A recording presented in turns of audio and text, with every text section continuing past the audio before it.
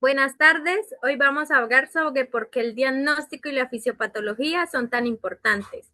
Mi grupo está conformado por Kendi de la Hoz, Carol Uribe, Camila Ortiz, Carol Gabriela Uzcategui y mi persona, Carol González. Bueno, primero es importante entender que la salud no solo significa estar enfermo. Nuestro cuerpo mantiene un constante equilibrio que nos permite funcionar correctamente. A este equilibrio le llamamos homeostasis. La homeostasis es la capacidad que tiene nuestro cuerpo para mantenernos estables, como por ejemplo regulando la temperatura, la presión y manteniendo el nivel del azúcar en la sangre estable. Eh, la siguiente diapositiva. ¿Qué es la fisiopatología? Bueno, según los autores Robbins y Contra de 2015, dice que la fisiopatología es el estudio de las alteraciones funcionales que ocurren en el organismo como consecuencia de una enfermedad o de un proceso patológico. Esto nos dice, bueno, que la fisiopatología se encarga de estudiar qué es lo que está fallando dentro del cuerpo, ¿sí? No es como solo decir, ay, es que el órgano está afectado, sino comprender por qué ese órgano está fallando y cómo ocurre ese daño. Siguiente diapositiva, por favor. ¿Qué es el diagnóstico? Bueno, el autor Steven Mayfield de 2010, él dice que el diagnóstico es el proceso mediante el cual se identifica una enfermedad a partir del análisis de signos, síntomas, antecedentes y pruebas clínicas. Esto dice que, bueno, el diagnóstico es el proceso que pues nos ayuda a identificar qué enfermedad tiene una persona, ¿sí? Aquí en esto, en el diagnóstico, se recopila toda la información como síntomas, exámenes y antecedentes para poder darle el nombre claro a lo que un paciente puede estar presentando. El diagnóstico es muy importante ya que si no sabemos exactamente lo que tenemos, no podemos recibir un buen tratamiento.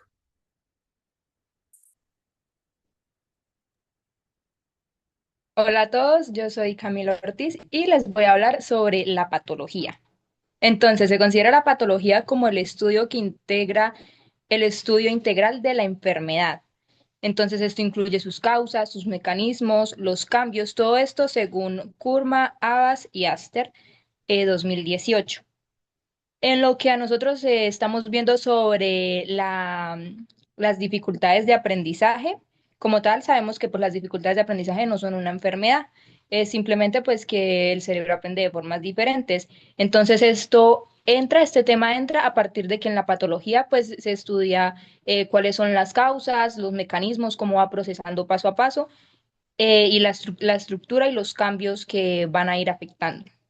Entonces, tenemos la etiología, que básicamente es el origen, el porqué, o sea, el detonante.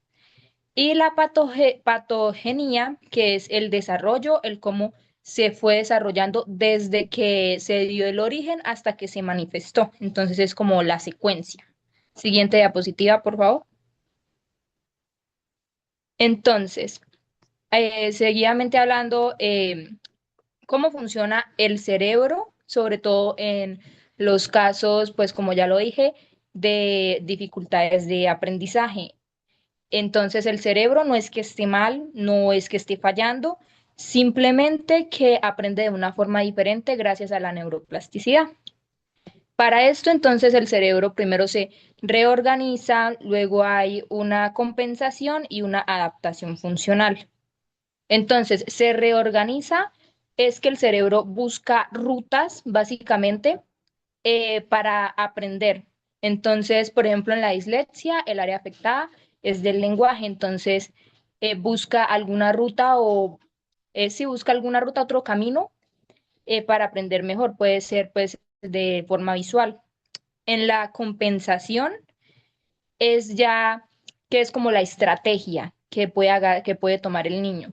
Entonces ya sabe que él por lo visual entiende más. Entonces ahí es cuando se empieza aprendizaje a relacionar sobre todo con imágenes. Por ejemplo, gato, para aprender la G, no se le da como la G normal como se enseña de forma tradicional, sino que se le muestra la imagen de un gato para que el niño relacione.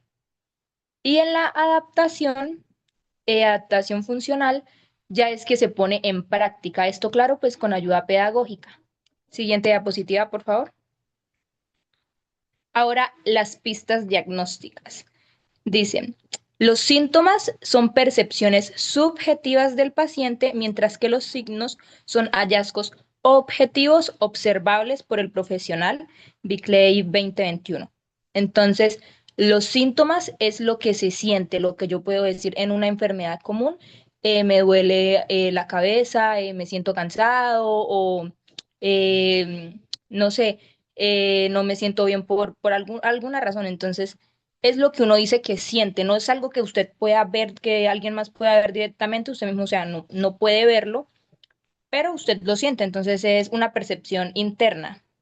Y los signos son básicamente los hallazgos externos, medibles y observables. Entonces, los signos básicamente es una evidencia confiable. En el caso de la dislexia, encontramos pues a los niños que dicen, no entiendo, no, se frustran de no entender. Entonces eso es un síntoma porque están expresando lo que ellos sienten. Y los signos ya es ver cuando invitamos al niño a leer y vemos que confunden las letras o leen de forma muy lenta. Siguiente diapositiva.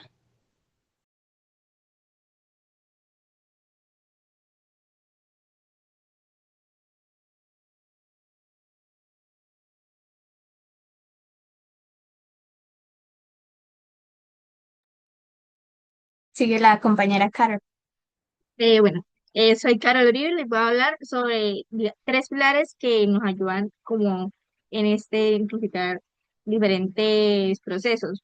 En esta está la amnesis, que es como una historia clínica. En esta, Paulo Freire, en esta parte, lo más importante es entender que no se trata solo de hacer preguntas a un paciente o como tal a un estudiante. Aquí lo que realmente se busca es comprender su historia, cómo se siente y el significado tiene lo que pasa. Es más como una conversación donde se genera ese lazo de confianza porque de eso depende que la información sea más completa y clara. Siguiente diapositiva, por favor.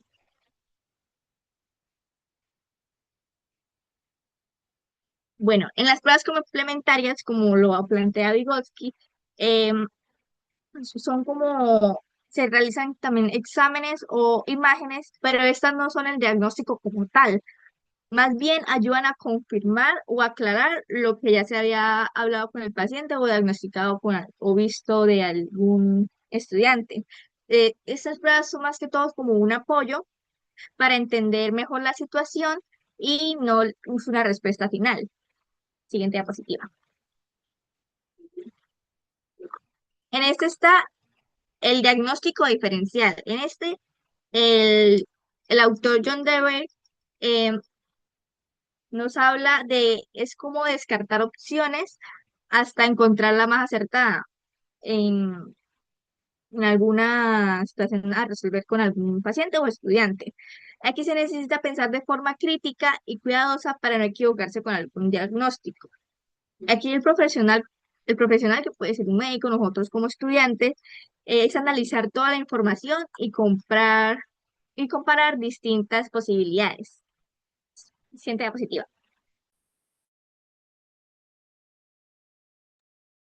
Bueno, mi nombre es Kendi de la Hoz y yo voy a hablarles sobre las características de la fisiopatología. Como ya reunimos el concepto y tenemos claro, pues una de las características principales es que va a explicar cómo se altera el funcionamiento normal del cuerpo y también comprender la relación entre los cambios celulares y los síntomas de una enfermedad. Según tres autores, Gary Hammer y Stephen McKeep, en 2019 solidificaron un concepto y dijeron que la fisiopatología estudia los mecanismos mediante los cuales las alteraciones biológicas producen los signos y los síntomas de la enfermedad.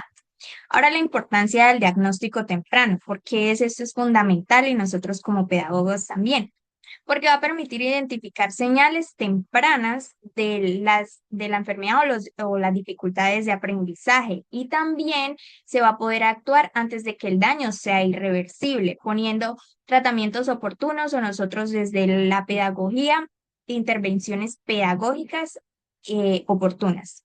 Esos mismos tres autores dijeron que comprender estos mecanismos fisiopatológicos de las enfermedades va a permitir reconocer tempranamente sus manifestaciones y orientar un diagnóstico y un tratamiento oportunos. Tenemos un ejemplo práctico que es el TDAH, lo conocemos como el trastorno por déficit de atención e hiperactividad. Russell Barkley en 2015 dice que este es un trastorno del desarrollo de las funciones ejecutivas relacionadas con déficits en la autorregulación del comportamiento. Va a afectar más que todo la atención, el control de impulsos y la regulación de la actividad. Aquí desde la fisiopatología pues se relaciona con todas aquellas alteraciones neurotransmisores, en los neurotransmisores como la dopamina y en áreas del cerebro como la corteza prefrontal, que es la que está encargada de las funciones ejecutivas. Y todas estas alteraciones van a dificultar la concentración, seguir instrucciones, organizar tareas o mantener la atención sostenida. Nosotros desde la pedagogía, como pedagogas en formación, comprender estos procesos permite que podamos identificar la dificultad de manera temprana y aplicar estrategias pedagógicas adaptadas a las necesidades de cada estudiante.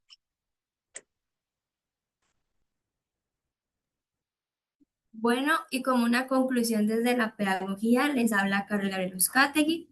Pues para finalizar, es importante comprender la enfermedad, no solo basarse en la perspectiva clínica, sino también como en el enfoque educativo social, también en reconocer los tratamientos, los síntomas, las personas que no solo prevenir enfermedades, sino más bien el bienestar de la vida de la persona.